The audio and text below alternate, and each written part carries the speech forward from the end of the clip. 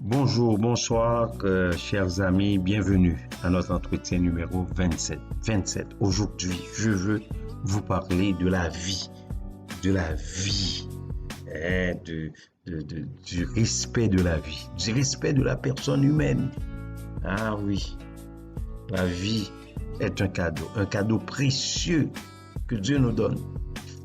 Et c'est bien, c'est vrai. Et un cadeau extraordinaire, un cadeau fabuleux, un cadeau sans pareil, chers amis. Qui peut se souvenir du jour de sa naissance? Personne.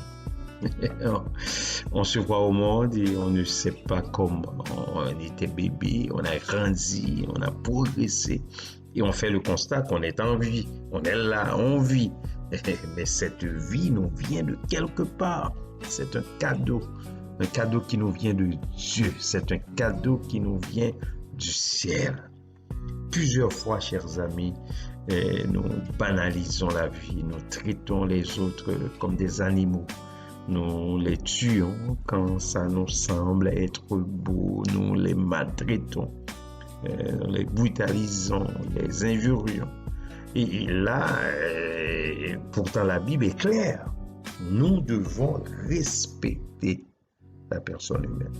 De plus, la vie est précieuse, inestimable, irremplaçable.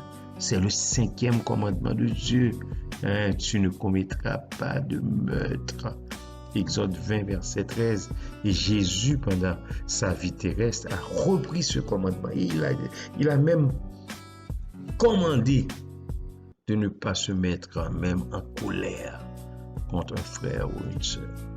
Vous avez appris qu'il a été dit aux anciens, tu ne tueras pas.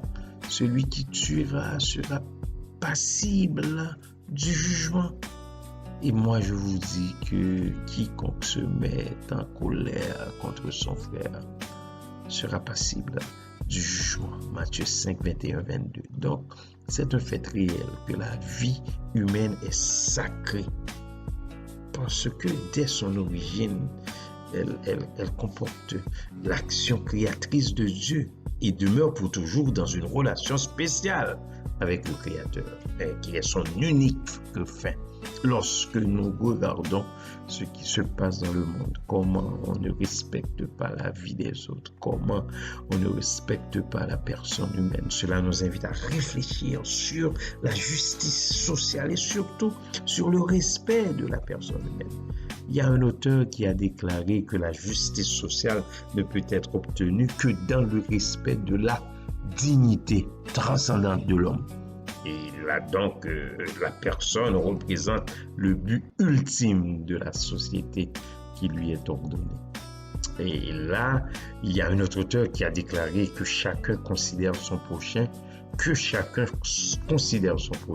sans aucune exception comme un autre lui-même, qu'il tienne compte avant tout de son existence et des moyens qui lui sont nécessaires pour vivre dignement. D'un autre côté, on retrouve Primo Levi, cet écrivain italien, survivant des camps de concentration. Il déclare, et je cite, « Si c'est un homme, ou une femme bien sûr, si c'est un homme, il est digne de respect et a droit au respect. » Vous savez, Kant s'interroge dans la critique de la raison pratique, dans sa fameuse apologie du devoir. Il déclare que l'humanité de l'homme est quelque chose de sacré. Tout cela pour vous dire que l'être humain, sa vie est inestimable, irremplaçable. On lui doit du respect, surtout à celui qui est le plus démuni.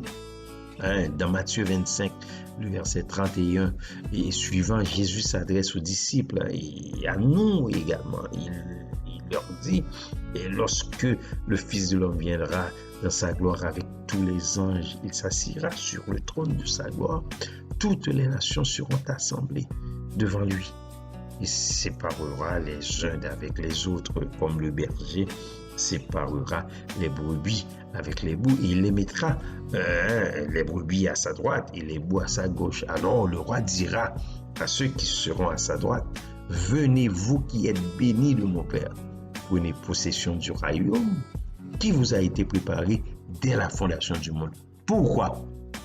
Parce que vous aviez respecté l'être humain, surtout les plus démunis. Quand j'ai eu faim, et vous m'avez donné à manger. J'ai eu soif, et vous m'avez donné à boire.